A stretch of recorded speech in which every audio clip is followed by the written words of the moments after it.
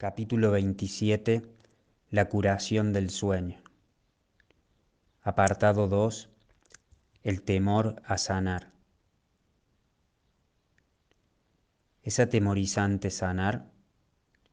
Sí, para muchos lo es, pues la acusación es un obstáculo para el amor y los cuerpos enfermos son ciertamente acusadores. Obstruyen completamente el camino de la confianza y de la paz, proclamando que los débiles no pueden tener confianza y que los lesionados no tienen motivos para gozar de paz.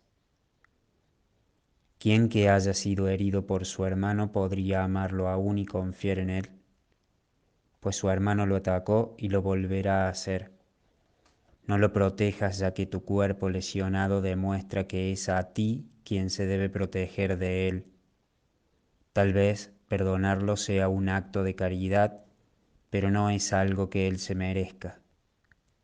Se le puede compadecer por su culpabilidad, pero no puede ser eximido.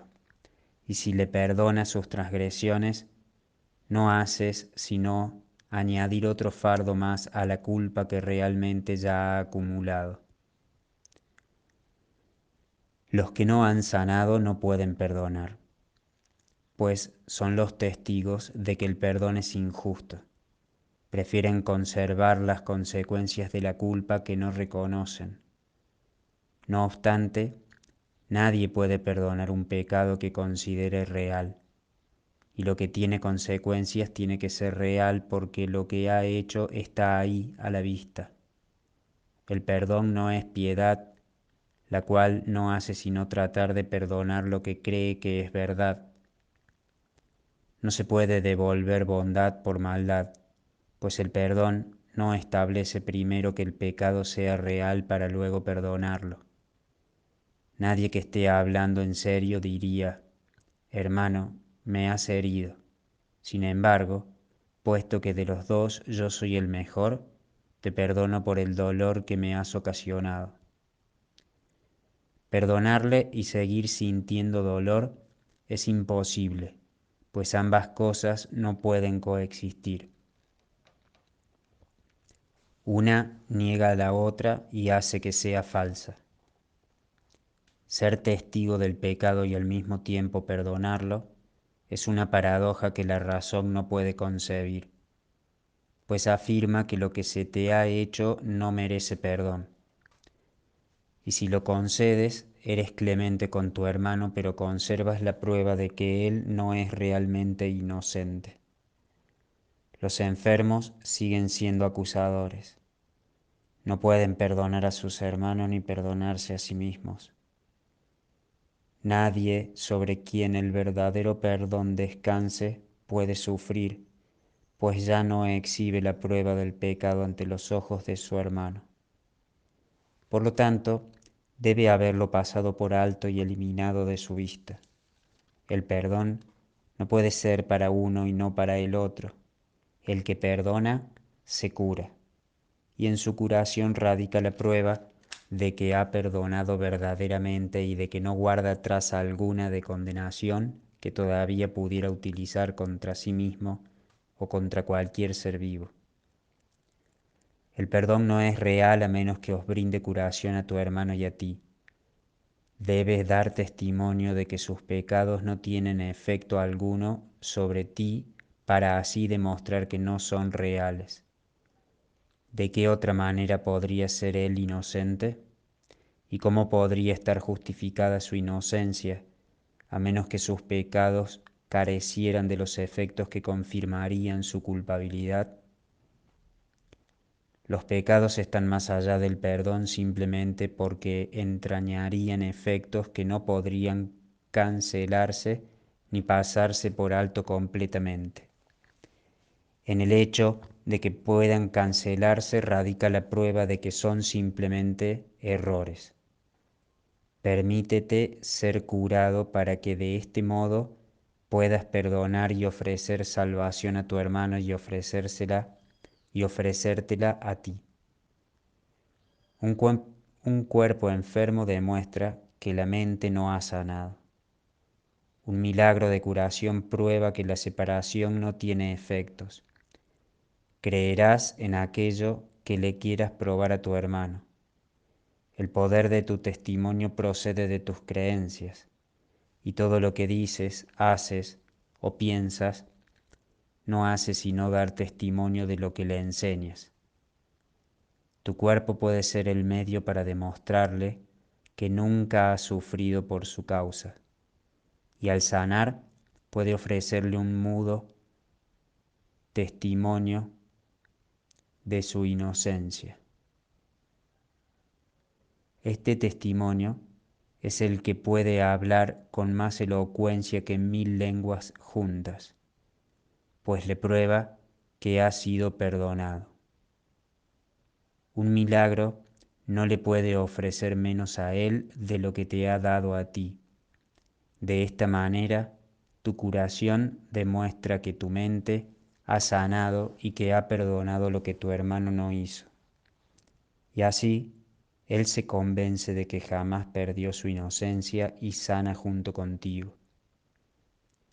El milagro deshace de este modo todas las cosas que según el mundo jamás podrían deshacerse. Y la desesperanza y la muerte no pueden sino desaparecer ante el ancestral clarín que llama a la vida. Esta llamada es mucho más poderosa que las débiles y miserables súplicas de la muerte y la culpabilidad. La ancestral llamada que el Padre le hace a su Hijo y el Hijo a los suyos será la última trompeta que el mundo oirá. Hermano, la muerte no existe, y aprenderás esto cuando tu único deseo sea mostrarle a tu hermano que él jamás te hirió. Él cree que tiene las manos manchadas con tu sangre y por lo tanto que está condenado, mas se te ha concedido poder mostrarle, mediante tu curación, que la culpabilidad no es sino la trama de un absurdo sueño. Cuán justos son los milagros, pues os otorgan a ti y a tu hermano el mismo regalo de absoluta liberación de la culpa. Tu curación os evita dolor a ti y a él y sanas porque le deseaste el bien. Esta es la ley que el milagro obedece. La curación no ve diferencias en absoluto. No procede de la compasión sino del amor, y el amor quiere demostrar que todo sufrimiento no es sino una vana imaginación, un absurdo deseo sin consecuencia alguna. Tu salud es uno de los resultados de tu deseo de no ver a tu hermano con las manos manchadas de sangre, ni de ver culpabilidad en su corazón que se ha vuelto pesado por la prueba del pecado que carga. Y lo que deseas se te concede para que lo puedas ver. El costo de tu serenidad es la suya. Este es el precio que el Espíritu Santo y el mundo interpretan de manera diferente. El mundo lo percibe como una afirmación del hecho de que con tu salvación se sacrifica la suya. El Espíritu Santo sabe que tu curación da testimonio de la suya y de que no puede hallarse aparte de ella en absoluto. Mientras tu hermano consienta sufrir, tú no podrás sanar, mas le puedes mostrar que su sufrimiento no tiene ningún propósito ni causa alguna. Muéstrale que ha sanado y él no consentirá sufrir por más tiempo, pues su inocencia habrá quedado clara ante sus propios ojos y ante los tuyos, y la risa reemplazará vuestros lamentos, pues el Hijo de Dios habrá recordado que Él es el Hijo de Dios. ¿Quién tiene entonces miedo de sanar? Solo aquellos para quienes el sacrificio y el dolor de su hermano representan su propia serenidad. Su propia impotencia y debilidad les sirven de base para justificar el dolor de su hermano. El constante aguijón de culpa que éste experimenta le sirve para probar que él es un esclavo, pero que ellos son libres. El constante dolor que sufren es la prueba de que son libres porque mantienen cautivo a su hermano. y desean la enfermedad para evitar que la balanza del sacrificio se incline a favor de él.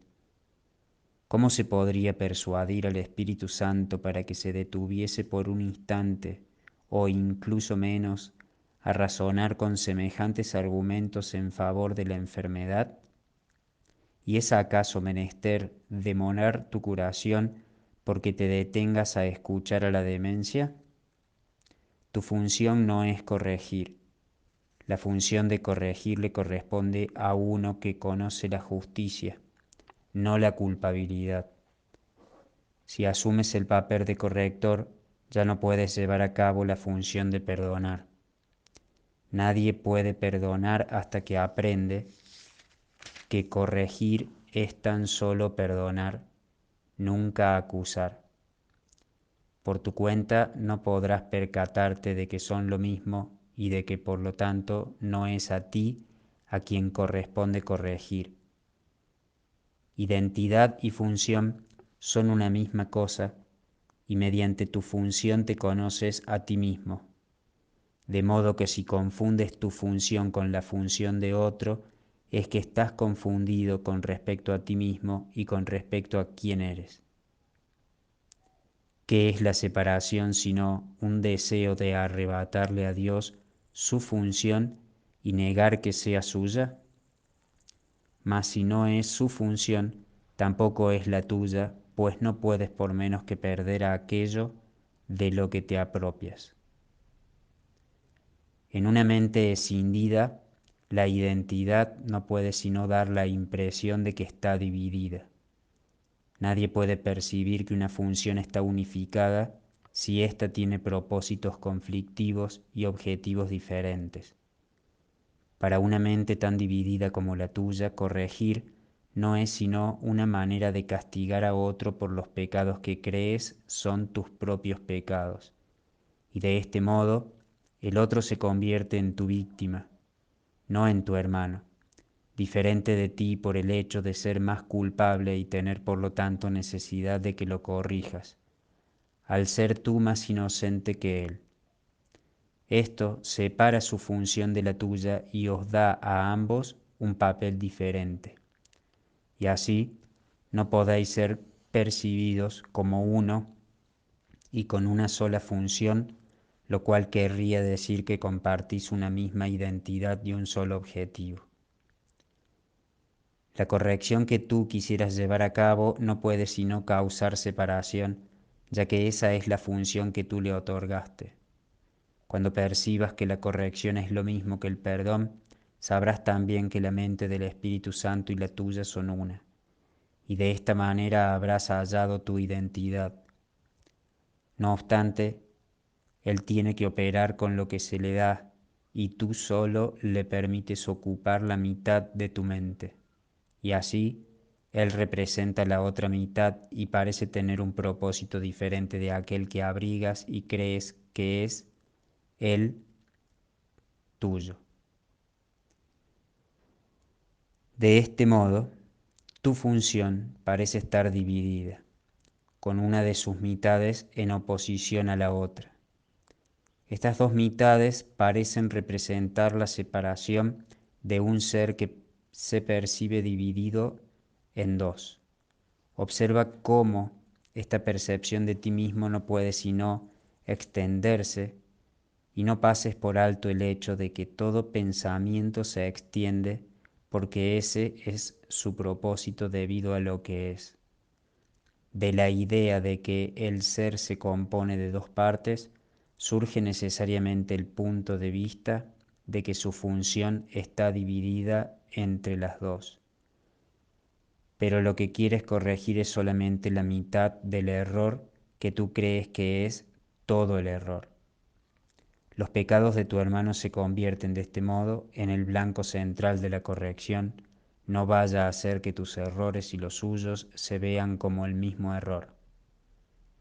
Los tuyos son equivocaciones, pero los suyos son pecados y por ende no son como los tuyos. Los suyos merecen castigo, mientras que los tuyos, si vamos a ser justos, deberían pasarse por alto. De acuerdo con esta interpretación de lo que significa corregir, no podrás ver tus propios errores, pues habrás trasladado el blanco de la corrección fuera de ti mismo sobre uno que no puede ser parte de ti mientras esa percepción perdure. Aquel al que se condena jamás puede volver a formar parte de lo que lo acusa, quien lo odiaba y todavía lo sigue odiando por ser un símbolo de su propio miedo. He aquí a tu hermano, el blanco de tu odio, quien no es digno de formar parte de ti y es por lo tanto algo externo a ti. La otra mitad, la que se repudia, y sólo lo que se deja privado de su presencia se percibe como todo lo que tú eres. El Espíritu Santo tiene que representar esta otra mitad hasta que tú reconozcas que es la otra mitad. Y Él hace esto asignándoos a ti y a tu hermano la misma función y no una diferente. Corregir es la función que se os ha dado a ambos, pero no a ninguno de vosotros por separado. Y cuando la lleváis a cabo reconociendo que es una función que compartís, no puede sino corregir los errores de ambos. No puede dejar errores sin corregir en uno y liberar al otro. Eso sería un propósito dividido que por lo tanto no podría compartirse ni ser el objetivo en el que el Espíritu Santo ve el suyo propio. Y puedes estar seguro de que Él no llevará a cabo una función que no vea y reconozca como propia, pues sólo así puede mantener la vuestra intacta, a pesar de vuestros diferentes puntos de vista con respecto a lo que es vuestra función. Si Él apoyase una función dividida, estaríais ciertamente perdidos. La incapacidad del Espíritu Santo de ver su objetivo dividido y como algo distinto para cada uno de vosotros te resguarda de volverte consciente de una función que no es la tuya. De esta manera la curación se os concede a los dos. La corrección debe dejarse en manos de uno que sabe que la corrección y el perdón son lo mismo. Cuando solo se dispone de la mitad de la mente, esto es incomprensible. Deja, pues, la corrección en manos de la mente que está unida y que opera cual una sola porque su propósito es indiviso y únicamente puede concebir como suya una sola función. He aquí la función que se le dio, concebida para que fuese la suya y no algo aparte de lo que su dador conserva precisamente porque es una función que se ha compartido. En su aceptación de esta función residen los medios a través de los cuales tu mente se unifica. Este único propósito unifica las dos mitades de ti que tú percibes como separadas, y cada uno de vosotros perdona al otro a fin de poder aceptar su otra mitad como parte de sí mismo.